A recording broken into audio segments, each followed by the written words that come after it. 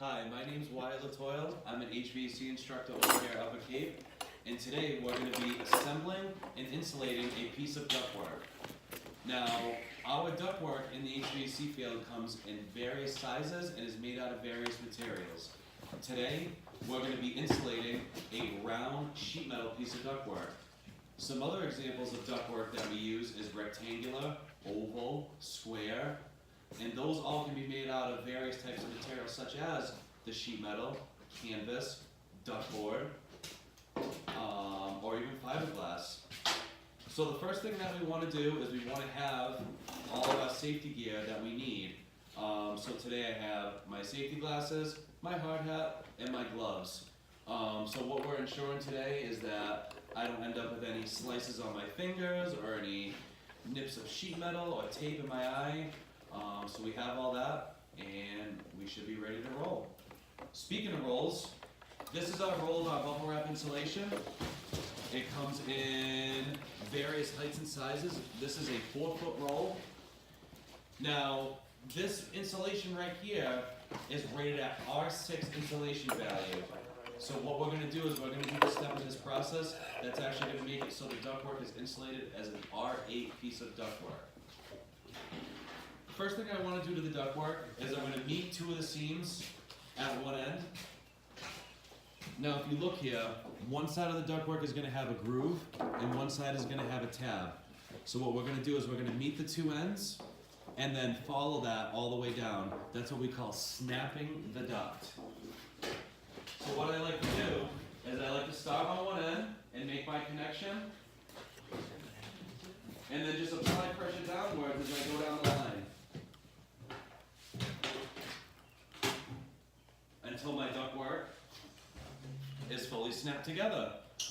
Now when they ship this ductwork from the factories, wherever they produce it, what they do is they paint the ductwork with a slight oil so that it does not rust in the factories. So what can happen, especially with this newer ductwork, is that it actually can come apart from all the oils and stuff. So what we're going to do is we're going to run foil tape down the whole vertical seam of the ductwork to begin with. So that way those oils don't potentially separate it. Anytime we apply any of our tapes, we make sure that we push down on them afterwards so that they are completely sealed and flattened.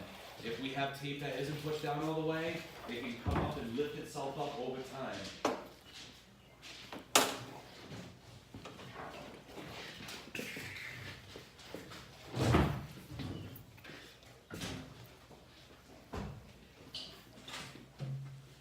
Here we are.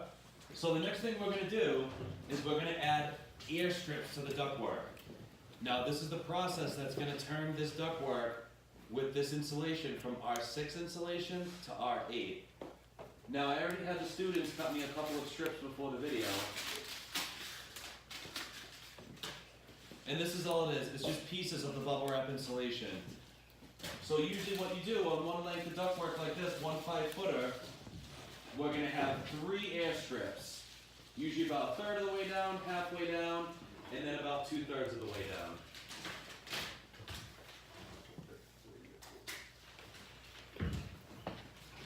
Once again, nice and tight. Foil tape, nice and tight. That's not going anywhere.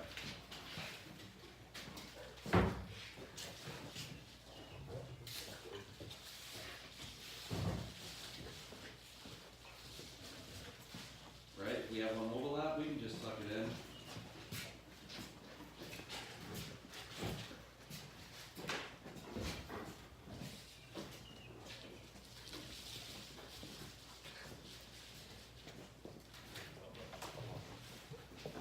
Okay.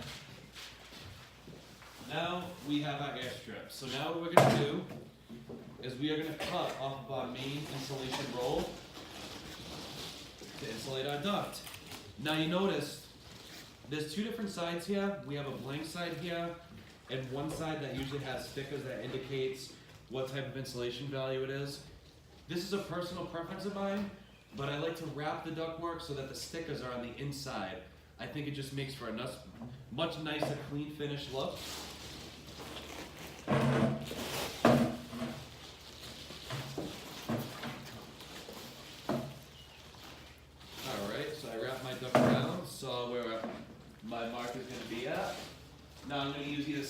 or a knife. Right here I have a knife, and I'm gonna follow the bubble line all the way down so that my piece is nice and even.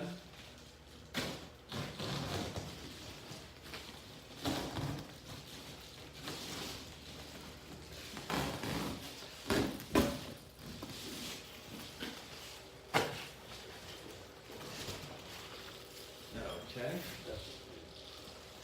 Now the one thing that's very important when I put my insulation on is that I'm going to be using that foil tape to seal it again.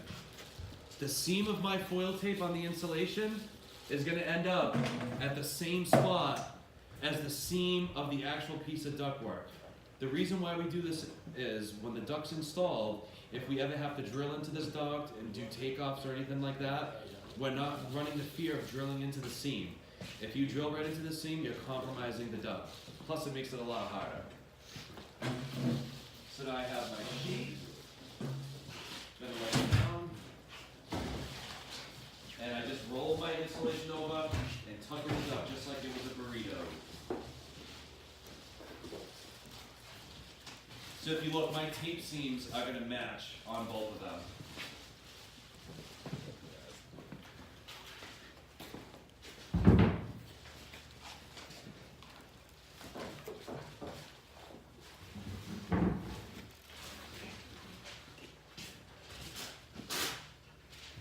Right, I put one little piece to hold it.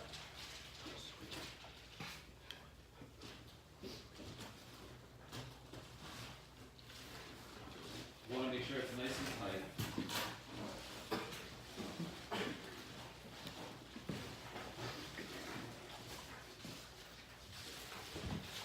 And then after I apply my tape, I want to press it down so it's nice and smooth and it doesn't run the risk of popping back up.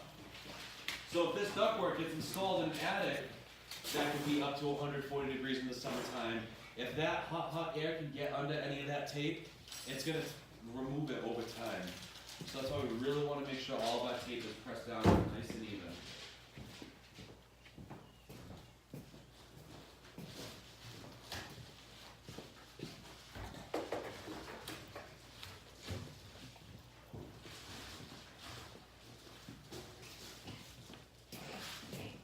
And here we have the finished product. Now what you do from here is you can modify this end to do what you want, whether you are going to attach another piece right to it, fittings, or maybe this was just going to go right to the unit. So here we go. We've got a now R8 insulated piece of 7-inch sheet metal ductwork ready to roll.